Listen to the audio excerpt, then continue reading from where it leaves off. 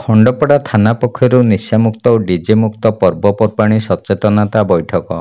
ନୟାଗଡ଼ ଜିଲ୍ଲା ଖଣ୍ଡପଡ଼ା ଥାନା ତରଫରୁ ଶନିବାର ଅପରାହ୍ନରେ ଖଣ୍ଡପଡ଼ା ଥାନା ପରିସରରେ ପାର୍ବଣ ଋତୁରେ କିଭଳି ଶାନ୍ତି ଶୃଙ୍ଖଳାର ସହ ପୂଜା ପାଳିତ ହେବ ସେ ନେଇ ବିଭିନ୍ନ ପୂଜା କମିଟି ସହିତ ଖଣ୍ଡପଡ଼ା ଏସ୍ଡିପିଓ ବିମଳ କୁମାର ବାରିକ, ଖଣ୍ଡପଡ଼ା ଥାନା ଅଧିକାରୀ ନିହାର ରଞ୍ଜନ ମହାନ୍ତି ଏକ ଆଲୋଚନା କରିଥିଲେ।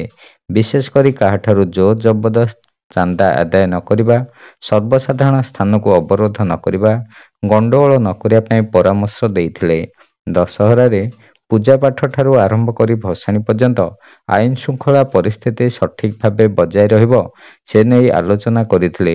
ପୂଜା ସମୟରେ କିଭଳି ଟ୍ରାଫିକ ବ୍ୟବସ୍ଥା ଠିକ ରହିବ, ତା ସହିତ ଏଥର କିଭଳି ବିନା ଡିଜେରେ ଭସାଣି ଉତ୍ସବ ଅନୁଷ୍ଠିତ ହେବ ଏବଂ ଏଥର ପାର୍ବଣରେ ନିଶାମୁକ୍ତ ପର୍ବ ପାଳନ ନେଇ ଆଲୋଚନା ହୋଇଥିଲା। ପାଟ୍ରୋଲିଂ ଠାରୁ ଆରମ୍ଭ କରି ବ୍ଲକିଂ ଓ ଚେକିଂକୁ କଡ଼ାକଡ଼ି କରାଯିବ ବୋଲି ଥାନା ଅଧିକାରୀ ଶ୍ରୀ ମହାନ୍ତି କହିଥିଲେ।